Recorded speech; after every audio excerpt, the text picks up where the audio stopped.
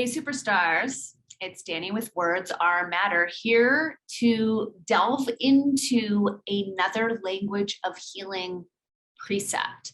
Specifically, it's how are we using language to define our relationship to our symptoms or to our pathologies. And we will bookmark the issue with pathologies and we will get into it in another episode. For now, we're going to stick with how are we languaging our relationship to our symptoms and pathologies. So I've talked about the language of identification before.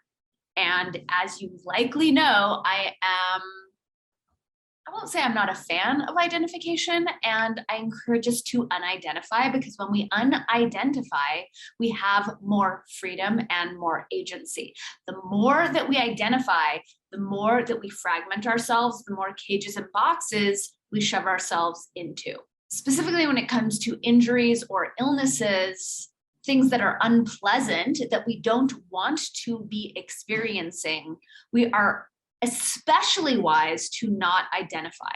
I'm going to give a couple associated examples and we could take it from there. So when I say I am pen, then that pen is merged with my identity and it's not something I can put down as I can when I say I have a pen, right?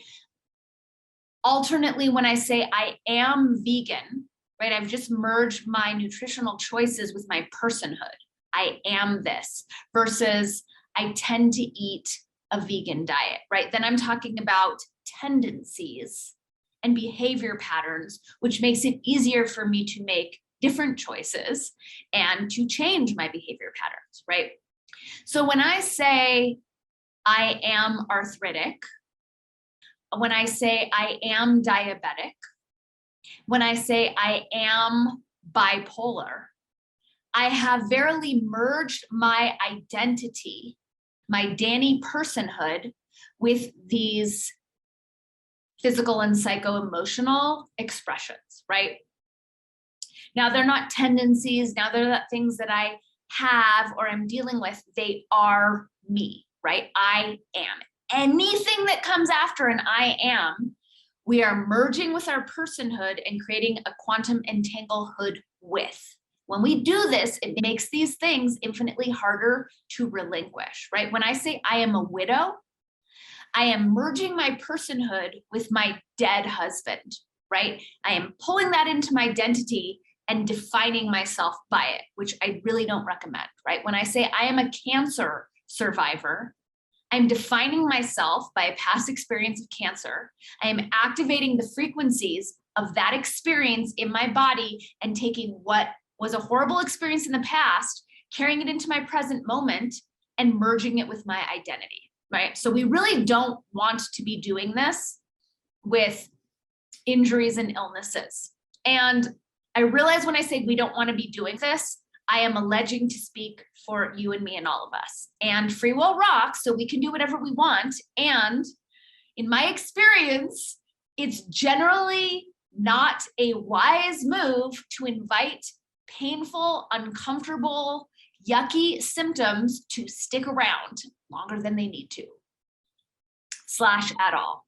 Okay, so smarter, upgrade number one is to move from being a diabetic, arthritic, depressive, manic depressive, bipolar, what have you, to having these things, right? Because when we have something and it's in our possession, we can relinquish it, we can give it away. So it's an upgrade. It's not our final upgrade. We're baby stepping here. And it is infinitely wiser to say, I have diabetes, I have arthritis, versus I am diabetic or I am arthritic, right?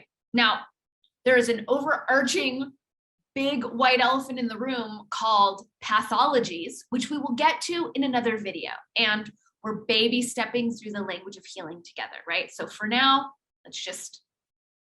we'll just pretend that we're not noticing that I am advising you guys to speak pathologies, because I'm not encouraging you and me and all of us or any of us to identify with pathologies or to claim ownership of pathologies. And We are baby stepping through the language of healing. Wiser, more helpful to be in possession of these pathologies and symptoms versus merging them with our identity. Still, there is a stasis, there is a fixity, there is a static quality to having arthritis, to having bowel cancer, to having Lyme's disease, to having IBS, right? There's still a stasis there that's not ideal, because when it comes to any sort of physiological or psycho-emotional challenge, our wisest move is to move through it, to heal it, to not take ownership, to not take possession, to not merge it with our identity, to take it as an initiatory experience that is temporary. And we do this by languaging it in motion, okay? So think about if you have a cat, right? That cat is yours. There is a sort of fixity to that statement, I have a cat. Notice the difference versus I am feeding a cat. I am taking care of a cat, right? There's an implied temporary cat relationship in the languaging it in motion, right? I am taking care of, I am feeding, I am watching, right?